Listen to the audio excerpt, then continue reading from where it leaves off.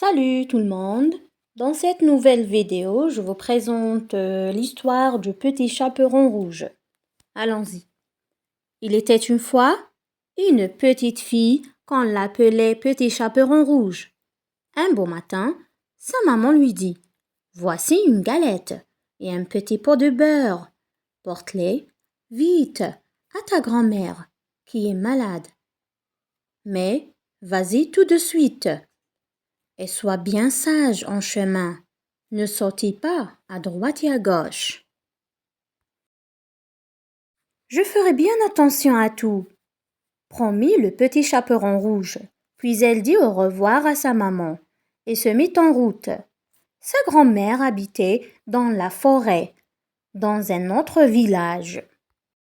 Sur son chemin, la fillette rencontra un loup. Bonjour, petit chaperon rouge, dit le loup. Où vas-tu de si bon matin? Je vais voir ma grand-mère pour lui apporter une galette et un pot de beurre. Et où habite-t-elle, ta grand-mère? Loin de la forêt, à la première maison du village, dit-elle.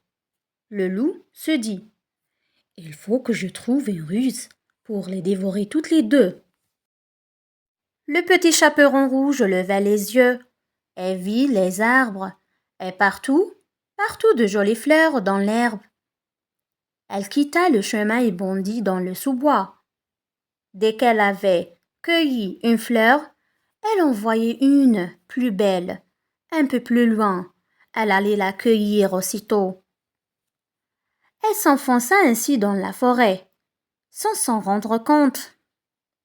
Pendant ce temps-là, le loup se mit à courir de toute sa force par le chemin qui était le plus court, à la maison de la grand-mère, et frappa à la porte. Arrivant à la maison, le loup tira la chevilette, et la porte s'ouvrit, et se jeta sur la grand-mère, et la dévora. Il mit ensuite la chemise de nuit et le bonnet de dentelle de la grand-mère, et se coucha dans le lit. Pendant ce temps-là, le petit chaperon rouge avait cueilli un bouquet de fleurs. Elle se remit bien vite en chemin. Quand elle arriva devant la maison, elle s'étonna de trouver la porte ouverte. Tout lui sembla étrange. Elle s'avança près du lit, en disant: Bonjour, grand-mère. Quand tu as de grandes oreilles, dit-elle. C'est pour mieux t'entendre, mon enfant. Quand tu as de grands yeux, c'est pour mieux te voir, mon enfant. Quand tu as de grands bras, c'est pour mieux t'embrasser, mon enfant.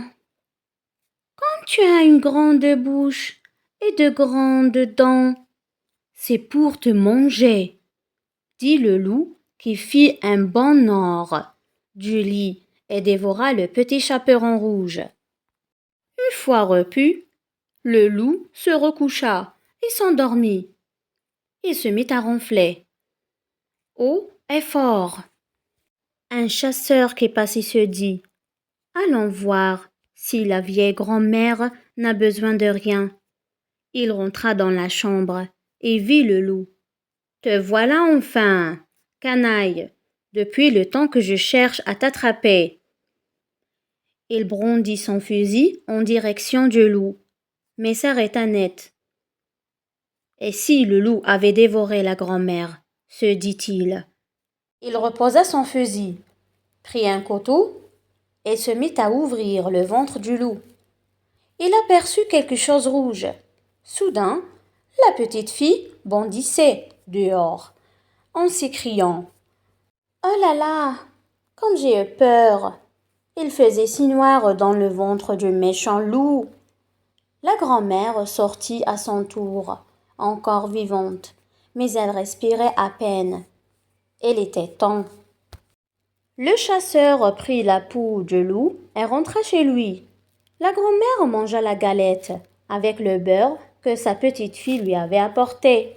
Elle se sentait beaucoup mieux, et le petit chaperon rouge se disait: Jamais plus de ma vie je ne désobéirai.